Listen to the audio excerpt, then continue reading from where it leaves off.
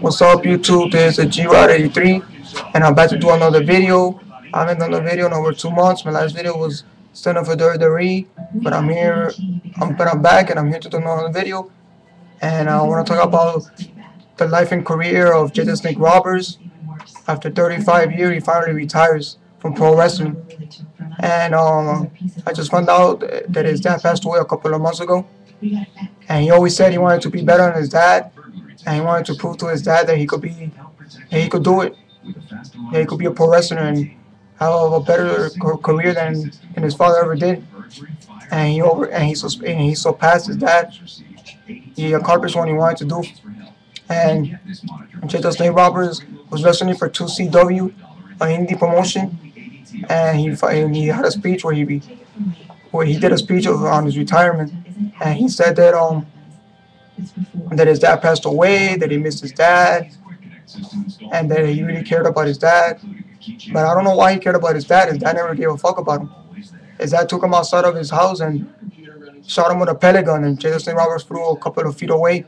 And his dad said that he's a piece of shit, he'll never amount to nothing, he'll never be nothing in life. But I was wrong, because Jake the Snake Roberts proved his dad wrong. But like Jake the Snake Roberts said in his speech, it doesn't really matter more. His dad's dead, he's gone.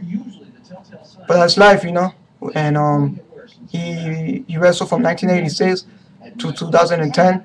He wrestled 35 years, and he really loved 1986, and he really loved his fans. He really loved the business, and I really liked Jake the Snake Roberts. He's one of my favorite wrestlers of all time. He was unique. He used to come out to the ring with a bag, and every time he was having a match against his opponent. At the end of the match, he'll take out the snake from the bag, and then he'll throw the snake at his opponent. That was unique. That was something fresh and new. We never saw that before in wrestling. A guy throwing a snake against his opponent. And every time he will come out to the ring with a bag, the fans will be wondering what he has in the bag. And when he took out the snake for the first time, the fans were shocked. They were speechless. They're like, wow, you know, that was something new, something fresh, never done before in wrestling. And he was having a feud against Earthquake, and Earthquake tied his hands against the ropes, and Jake the Snake Roberts couldn't move. And Earthquake got the bag and put it in the middle of the ring, and he sat on the snake, and he killed Lucifer. He killed Jake the Snake Roberts' best friend. He made a hole in Jake the Snake Roberts' heart by killing Damien. Damien was his best friend. That was the first pet snake he ever had, and it was taken away from him. But then Jake the Snake Roberts came back and did a promo and saying, you killed Damien, but I went out and got a better and stronger snake. I got the son of Lucifer himself. That's when he brought another snake, Lucifer, and that snake was tough. It was a nice looking snake.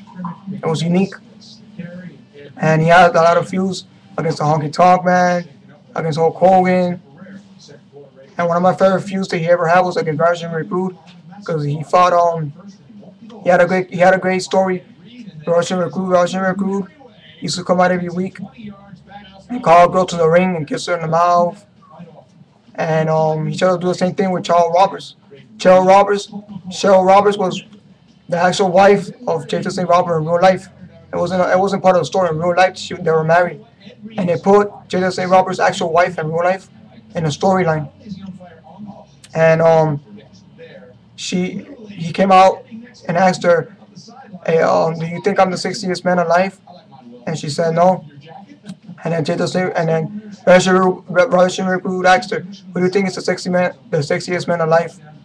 And she's like, my husband. And then Rajan Recruit asked her, who's your husband? Jake the Snake Roberts. He's a professional wrestler. And I really liked that feud. That feud was good.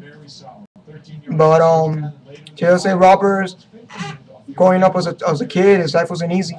He had a fucked up childhood. His dad raped his sister, and his dad had a kid with his own daughter.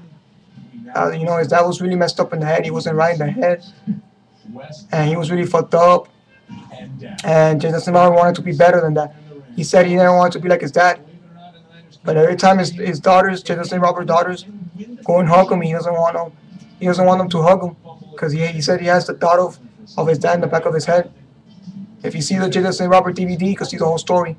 Most of the stuff that I'm saying is from the DVD, and that's really fucked up, you know. Jada St. Robert's life was really fucked up. All the demons he was going through, the drugs he was going through.